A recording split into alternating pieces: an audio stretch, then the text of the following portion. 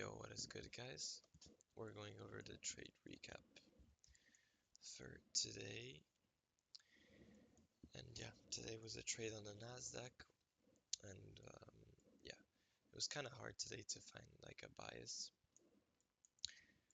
as like we were bullish on the hourly coming into market open, and then at when the 4-hour candle closed, we closed bullish on the 4-hour, but still like bearish overall on the daily.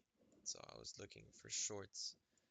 And kind of like we only had this liquidity sweep and this liquidity sweep all the way up here. If we go on the hourly, this, boom, and this one. So it was kind of hard to see, like, to have a bias, but I was looking for shorts. And yeah, the leading factor that wanted me, like that took me to take a short was this dump on the 5-minute of the S&P, which was followed by the Nasdaq. And if we can see on the 5-minute, we created on the 5-minute on the Nasdaq, we created a high and then a higher high after the liquidity sweep of the 4-hour. And then on the S&P, we created a 5-minute high and then a lower high. So this was a clear like bearish SMT for the Nasdaq. So I was waiting for some confirmation to the downside, even though we had already this like manipulation down. I was waiting for some retracement, and we saw the retracement here. But honestly, I could have taken like this trade way before, maybe just by the disrespecting of this fair value gap, because like we were already like set off. The S&P was going down, SMT on the 5-minute, disrespecting this fair value gap on the 1-minute. That could have been already an entry, like putting it here with my stops up here, and then oops, my target would have been like these draws on liquidity all the way down here, and that's like a 1 to 2, almost a 1 to 2 risk reward.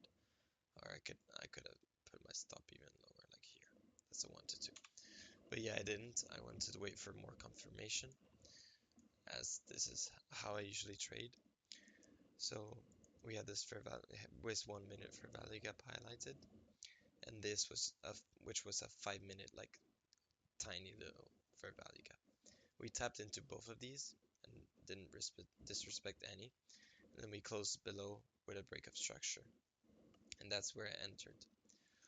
Then we had like some retraces up into equilibrium, into this fair value gap, and then we saw like price dipping down. Then we swept this like low resistance liquidity, and then we rallied up, closing above this bearish fair value gap. And as I've seen like from recent trades that I took like over the last like 2-3 months, usually when this occurs, price is just gonna end up moving really higher. And I didn't want to, like I was afraid to take another like full 1% loss. And yeah, I closed the trade like right here and like less, like minus 5%. So I lost like 5% on this trade.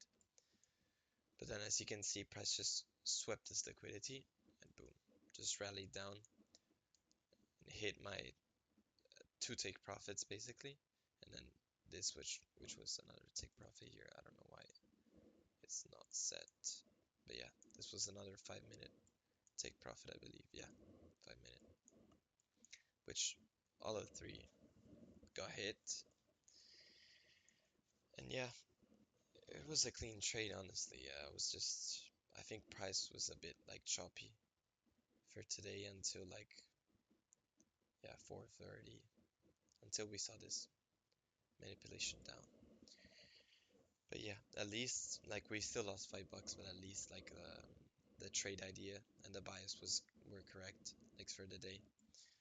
And I'm honestly like happy that I didn't lose, but at the same time I won just by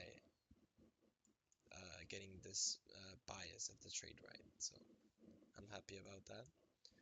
And I think I'll be taking like more trades on the Nasdaq and the S&P because I've been getting better and better at these. And yeah, I'll catch you in the next one.